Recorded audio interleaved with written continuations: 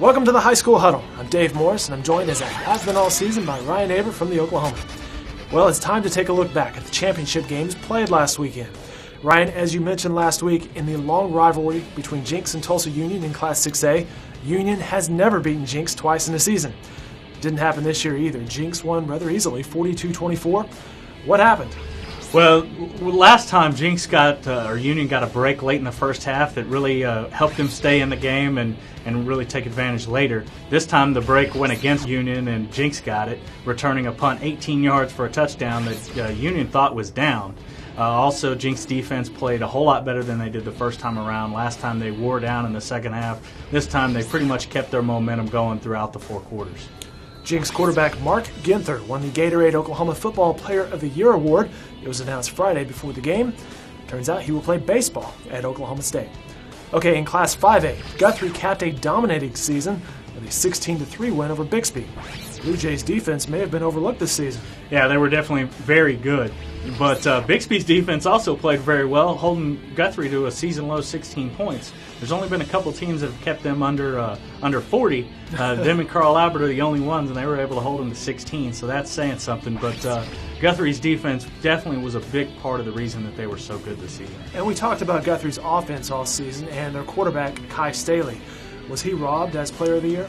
Well, the thing with Kai is because of the attention that other teams pay to him, his numbers aren't eye-popping like Ginther's are with his completion percentage and his touchdown to interception ratio. Plus, Kai moved around a little bit, started every game at quarterback, but moved to running back and receiver for the majority of the snaps, and that kept his numbers down a little bit. So that's probably the reason that Ginther was named the Player of the Year.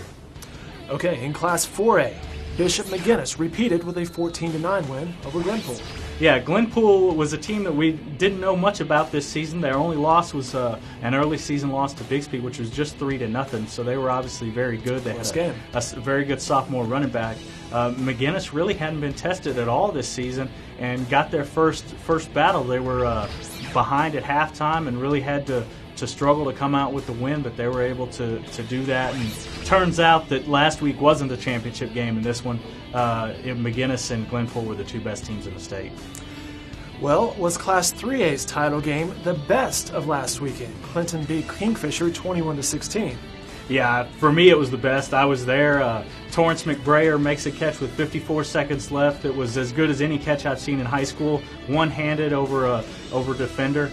To win them the game after they had been behind all season. Clinton didn't get a first down the entire first half, only ran 12 plays on 4 different series. Looked like nothing was going right for them offensively. Made some adjustments at halftime, were able to turn things around in the second half and come out with the win. Well, Morrison and Shattuck continued their dominance. Morrison beat Dewar 54-20 to win Class B again.